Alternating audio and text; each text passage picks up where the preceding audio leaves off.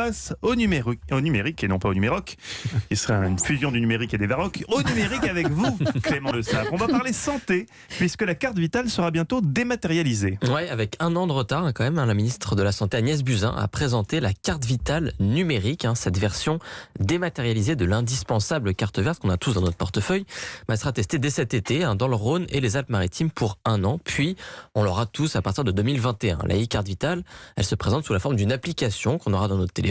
Elle est conçue pour permettre aux patients d'accéder à leurs droits n'importe où, n'importe quand et de réaliser des démarches très facilement d'une simple pression du doigt.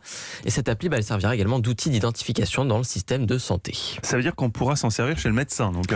Alors oui, mais pas exactement comme on peut le penser. Oui, Attention, l'application ne remplacera pas la carte vitale, en tout cas pas dans l'immédiat. Il ne sera donc pas possible de présenter son appli chez son médecin uniquement comme on le fait aujourd'hui avec la carte vitale. Il faudra toujours avoir sa bonne vieille carte verte sur soi. Moi, je l'oublie une fois sur deux. Je pensais justement que c'était la fin des soucis. Toujours attentif. En fait, la e-carte vitale sera pour l'instant un simple complément numérique qu'on pourra retrouver sur notre téléphone pour avoir nos droits. Mais il faudra encore attendre quelques années avant de pouvoir se passer complètement de la carte vitale physique. Et puis la carte dématérialisée, en fait, elle sera un peu différente de celle qu'on a dans notre portefeuille aujourd'hui. Les informations personnelles seront un peu plus rudimentaires, notamment on ne trouvera pas l'adresse de l'assuré par exemple. Ça évitera que si on se volait notre téléphone, nos informations personnelles se fassent voler.